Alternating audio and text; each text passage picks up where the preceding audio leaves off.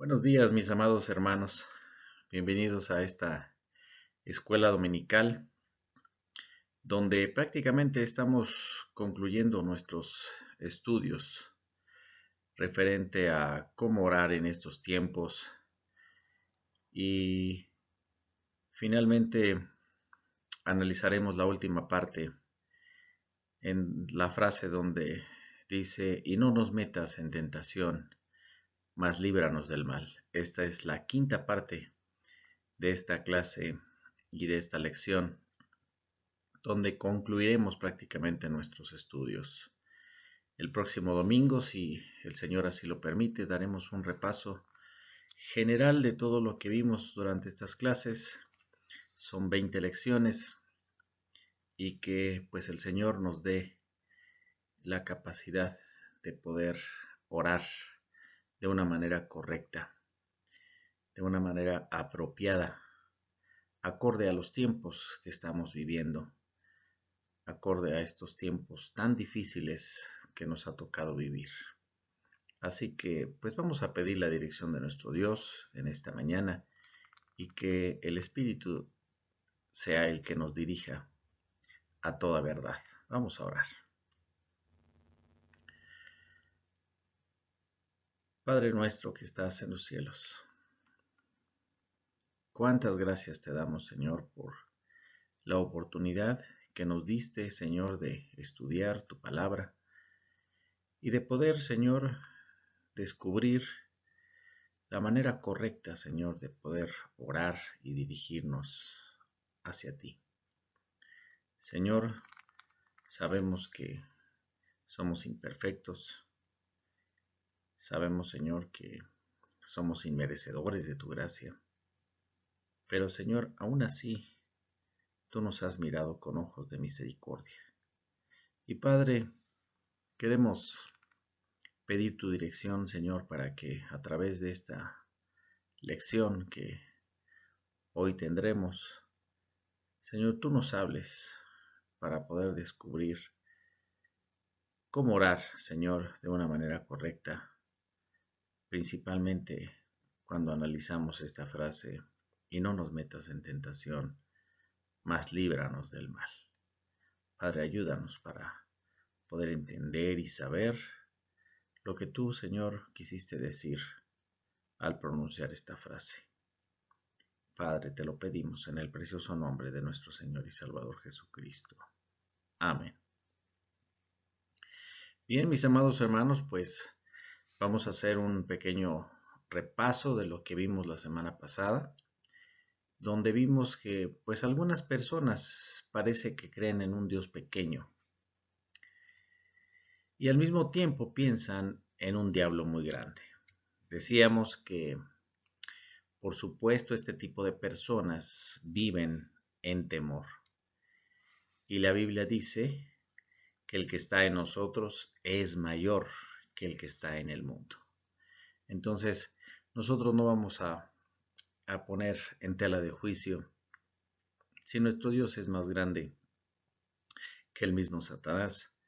La verdad es que no hay un punto de comparación. Nuestro Dios es infinitamente superior al enemigo que está aquí en el mundo acechándonos para caer en tentación.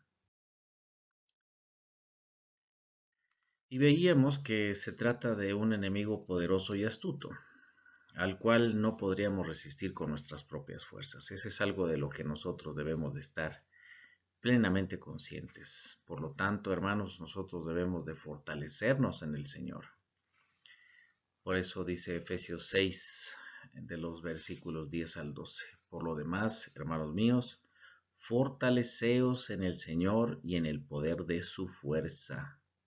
Vestíos de toda la armadura de Dios para que podáis estar firmes contra las acechanzas del diablo, porque no tenemos lucha contra sangre y carne, sino contra principados, contra potestades, contra los gobernadores de las tinieblas de este siglo, contra las huestes espirituales de maldad en las regiones celestes.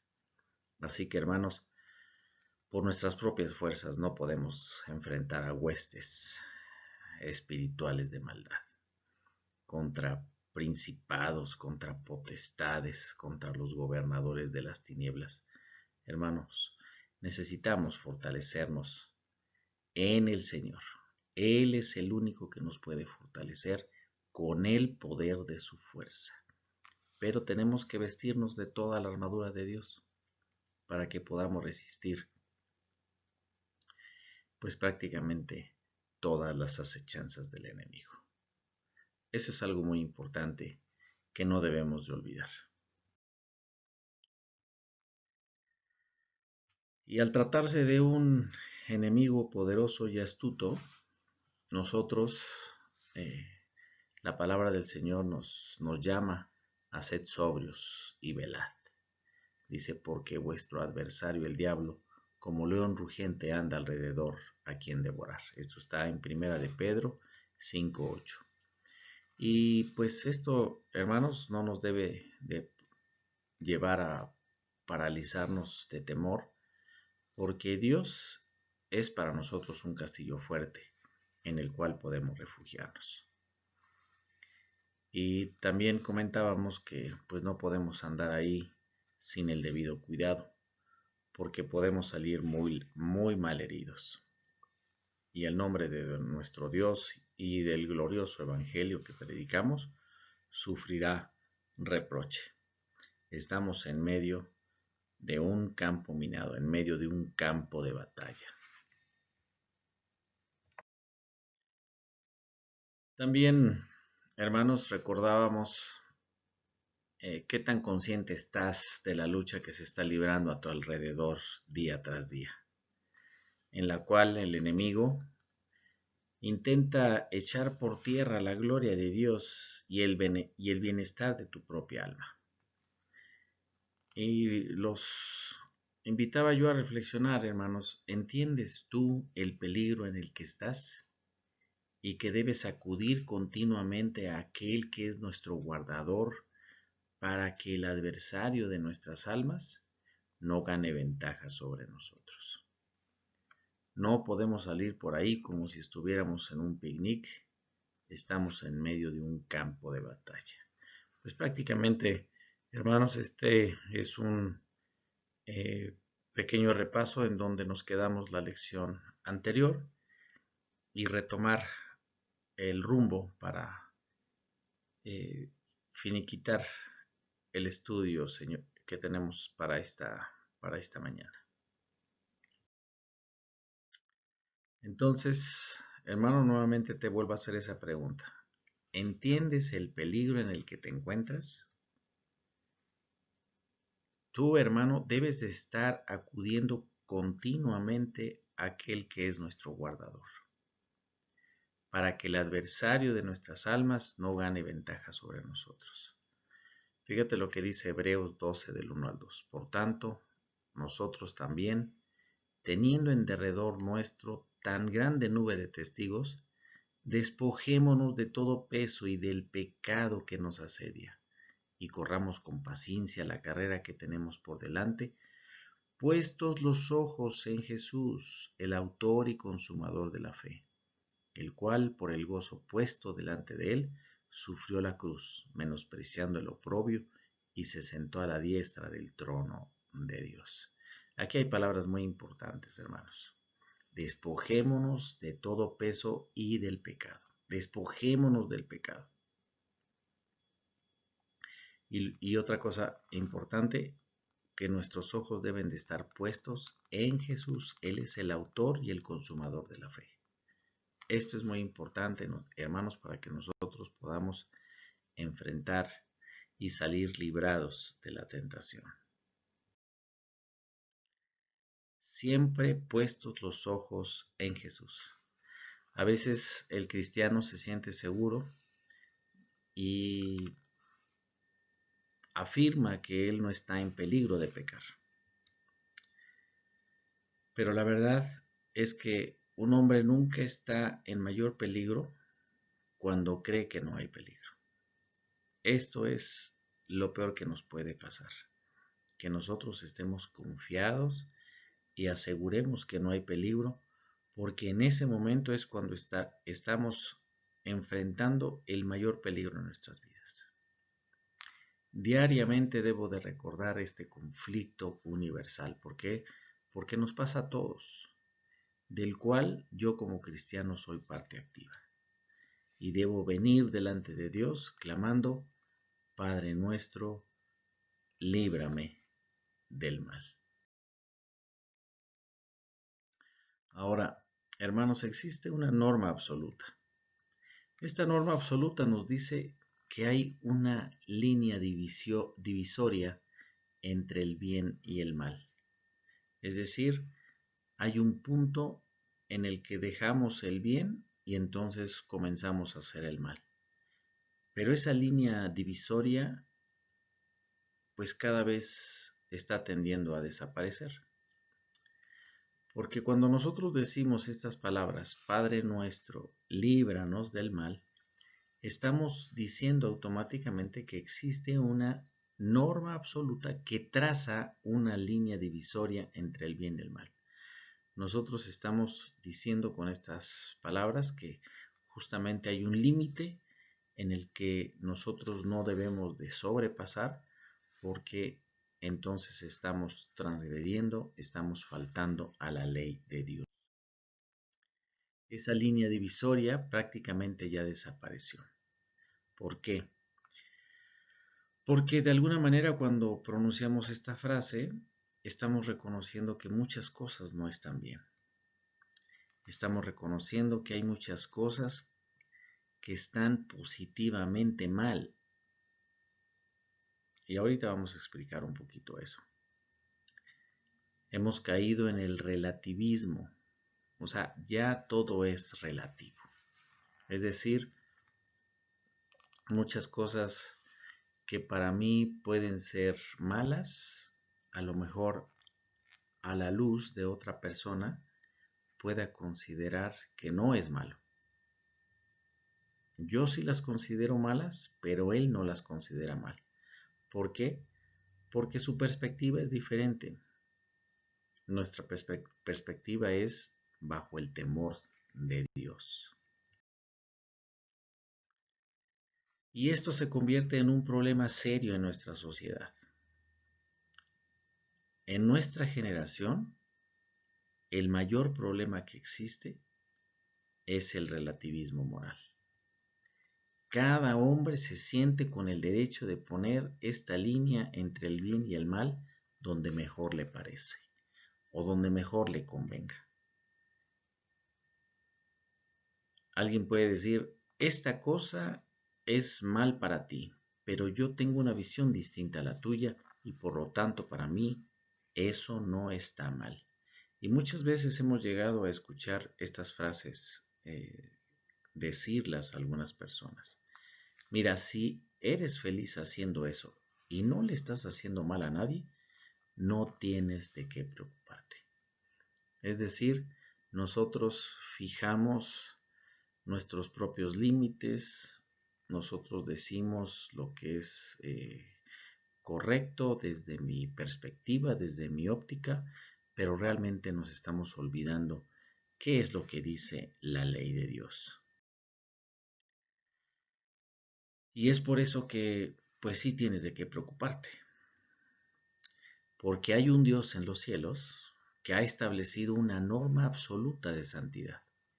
Y Él, fíjate bien lo que te voy a decir, y Él ya determinó desde mucho tiempo antes de que tú nacieras cuáles son las leyes morales que han de regir a su creación. O sea, hermano, antes, muchísimo antes de que tú vinieras a este mundo, las leyes de Dios ya estaban establecidas. Y Él, a través de estas leyes, nos dice cuáles son los límites y de dónde nosotros no podemos pasarnos, porque si nos pasamos, entonces estamos transgrediendo la ley de Dios y somos objeto de su juicio y también de su ira. Porque todo aquel que traspase esa ley, un día tendrá que dar cuenta delante del augusto tribunal de aquel que la promulgó.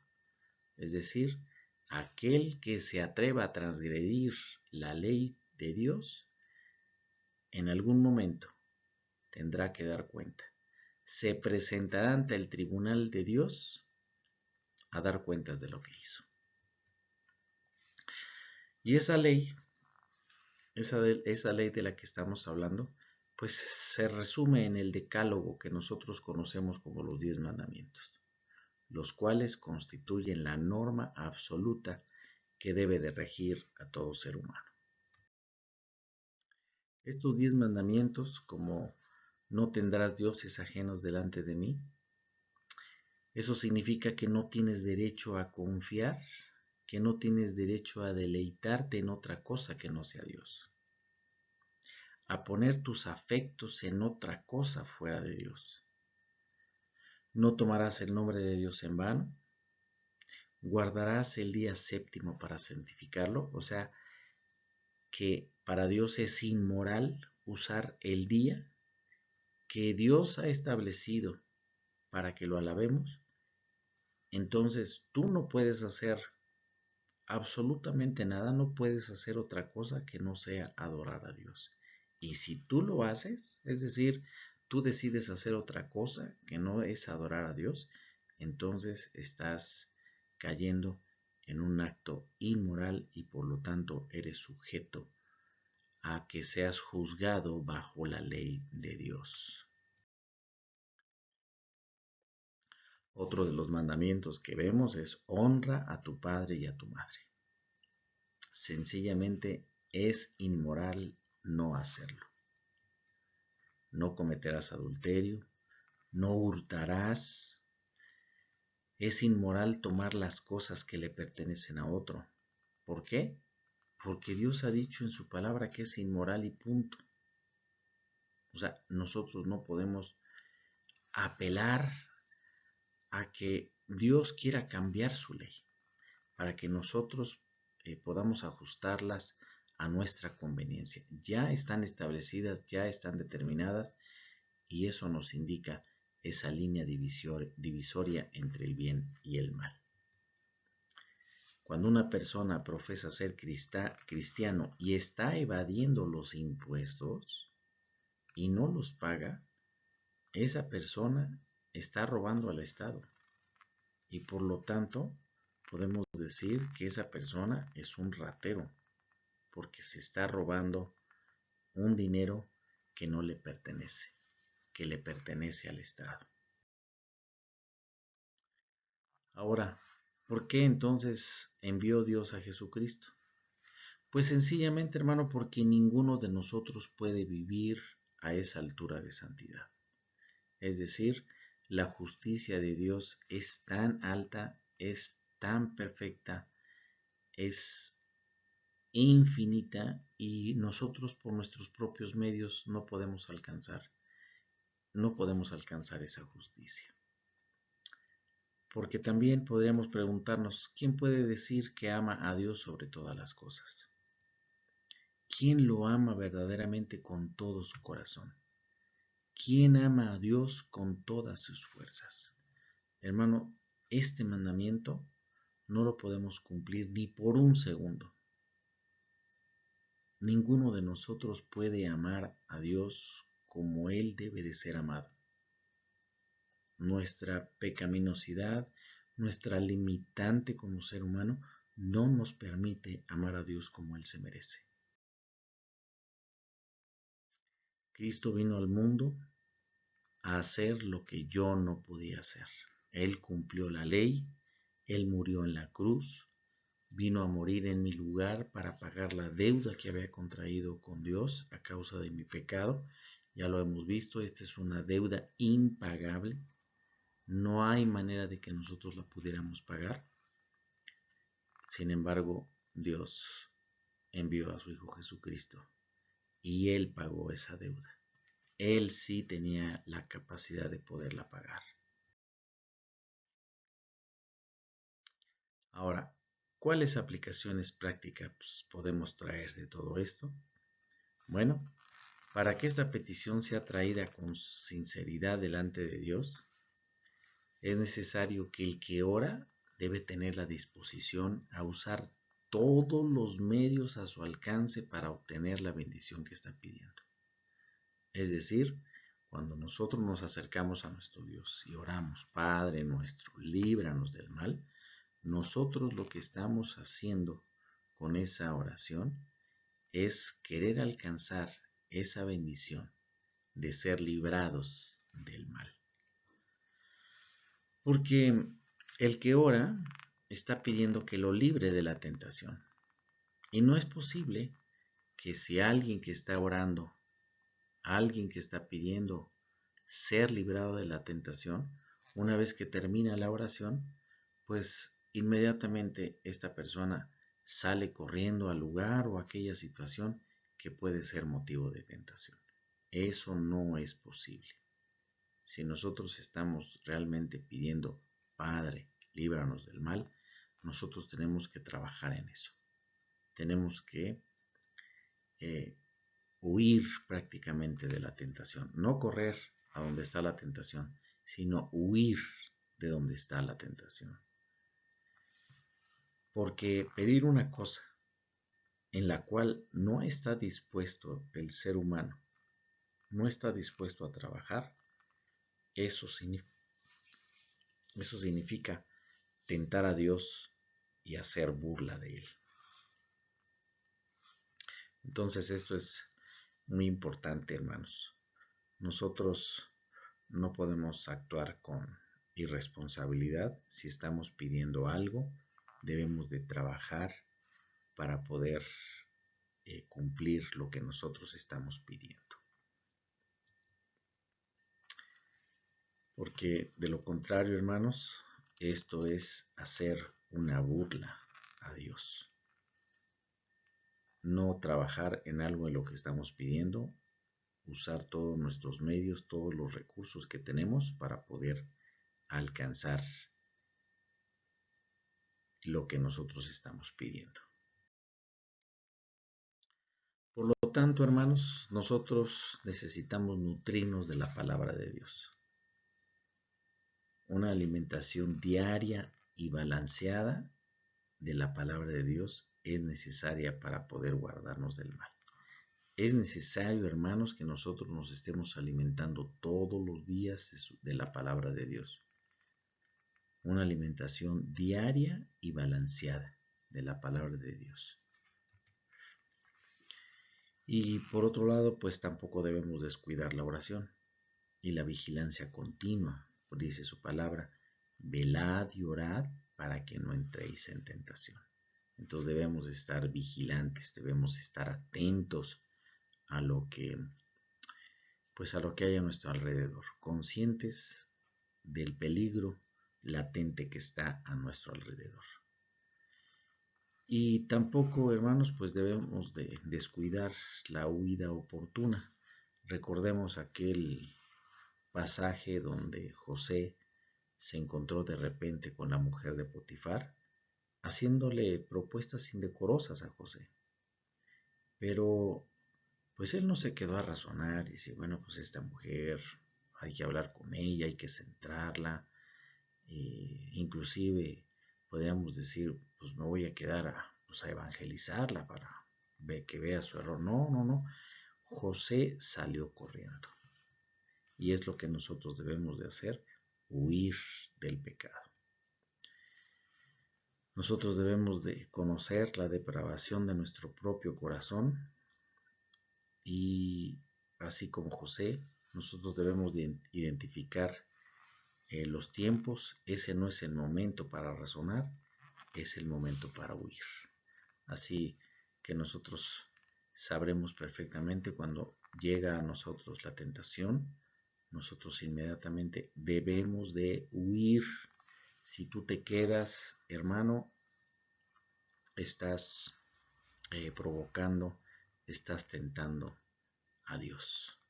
Entonces, hermano, esto es muy importante para que nosotros constantemente estemos reflexionando en nuestra vida, en nuestra relación con nuestro Dios. Debemos de velar, debemos de estar atentos, debemos estar alertas y constantemente pedirle al Señor, Padre, líbranos del mal, no nos metas en tentación, mas líbranos del mal. Bien, hermanos, pues prácticamente con esta clase concluimos estos estudios en donde pues la conclusión final es orar de una manera correcta a los ojos de nuestro Dios. Buscar en todo momento que su nombre sea reverenciado, sea glorificado. Buscar que se haga su voluntad, así como se hace en el cielo, también en la tierra que se haga.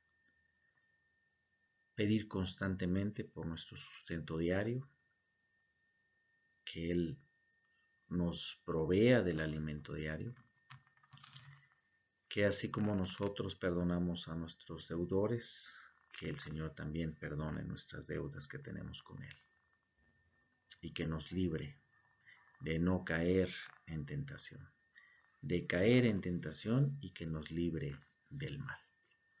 Así que hermanos, pues le damos gracias a Dios por estos estudios y que el Señor nos dé la capacidad de poder orar correctamente en estos tiempos. ¿Cómo orar en estos tiempos? A la luz de la oración modelo que nos dejó nuestro Señor y Salvador Jesucristo. Vamos a orar, hermanos. Dios y Padre nuestro, te agradecemos, Señor, la oportunidad que nos diste, Señor, de estudiar cada uno de estos elementos que conforman la oración modelo que nos dejó nuestro Señor y Salvador Jesucristo. Padre, reconocemos nuestra incapacidad, reconocemos nuestras debilidades, Señor, delante de ti. Pero, Padre, al mismo tiempo, apelamos al sacrificio de nuestro Señor y Salvador Jesucristo, Padre, para que tú termines de hacer la obra que comenzaste en cada uno de nuestros corazones. Padre, danos los elementos para poder orar, para poder enfrentar la tentación, para poder vivir conforme a tus propósitos, conforme a tus designios, Padre. Gracias, gracias por la vida de mis hermanos. Te ruego, Señor, que seas en cada uno de sus corazones y que tú, Señor, los utilices para la honra y gloria de tu nombre. Que estos estudios los puedan compartir, Señor, para el engrandecimiento de tu obra en esta tierra. Te lo pedimos, pues, en el precioso nombre de nuestro Señor y Salvador Jesucristo. Amén. Bien, mis hermanos, pues nos vemos la próxima semana para tener un repaso general de todo lo que vimos en estas 20 lecciones. Que el Señor les bendiga.